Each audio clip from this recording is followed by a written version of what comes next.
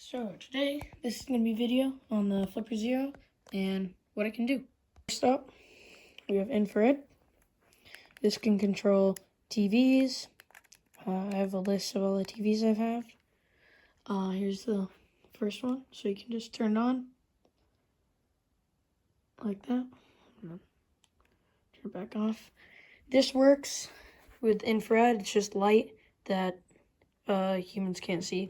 It's like just a remote. It has a receiver and transmitter in there, and that can control anything with a remote with like the little LED things on the end that look like that. You can also control this AV receiver right here.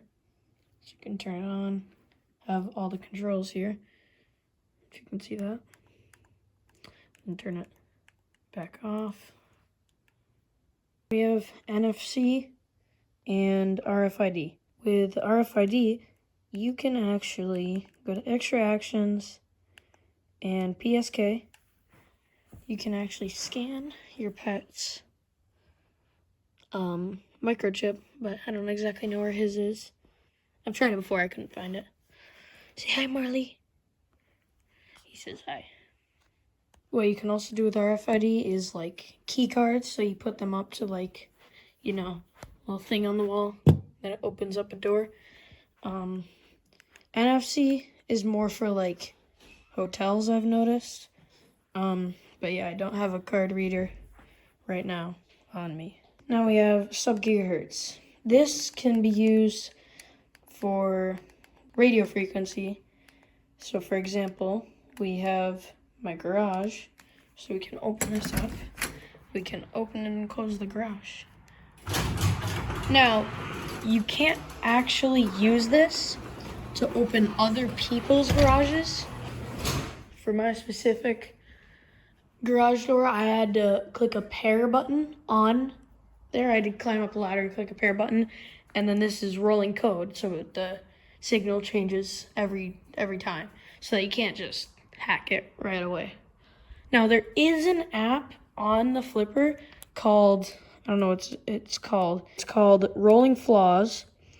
I couldn't actually get this app to work for whatever reason, but it is supposed to be able to copy and figure out the rolling code of a remote based on what it knows. You can also use sub-gigahertz to talk to other flippers. If your friend has a flipper and they're within like 100 feet, I think it is, you can go on this app. There's encryption and then frequency. Yeah. Next up is bad keyboard or bad USB. This can be used over USB or Bluetooth. Either way works. It emulates a keyboard, so you can give it commands. For example, I made this that when you connect it to a computer and press play, every time you type "and" on Google Docs, this works even when it's unplugged from the computer. When you type "and" on Google Docs, it changes it to "nad." So it's just really annoying. It worked before, but I recently haven't gotten it to work because Google Docs had a new update.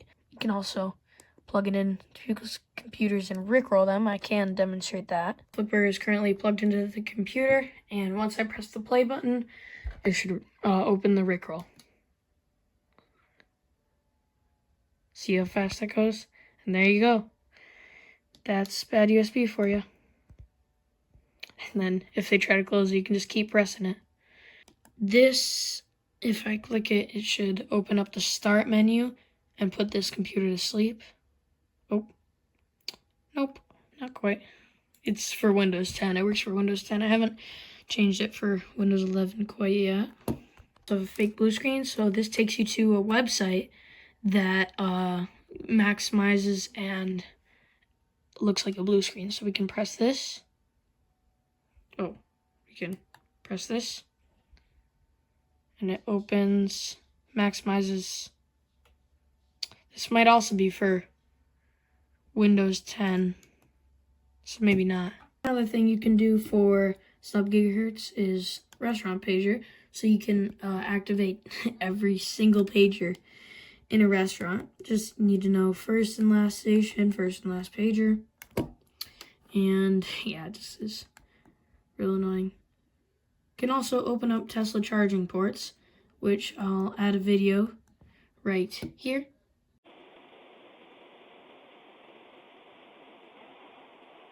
You can do that by this code right here. This it's not rolling code, so it just works every time. And yeah. Up we have GPIO.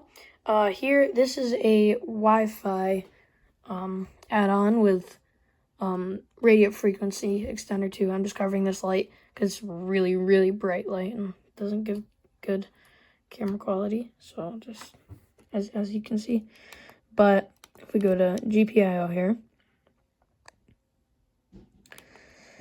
we can do Flipper HTTP, and with this you can go on actually the internet, and there's social media app. I don't have the Wi-Fi antenna on right now because may or may not have lost it.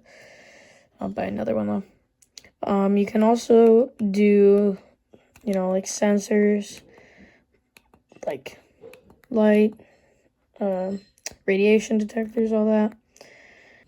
And we have the video game module, which you can plug. It has a gyroscope, so it can control your computer's mouse, and you just have to move the flipper around like this. I don't have a video game module. Adrian does. It can also control 7-segment outlets, so like one of these right here can control this.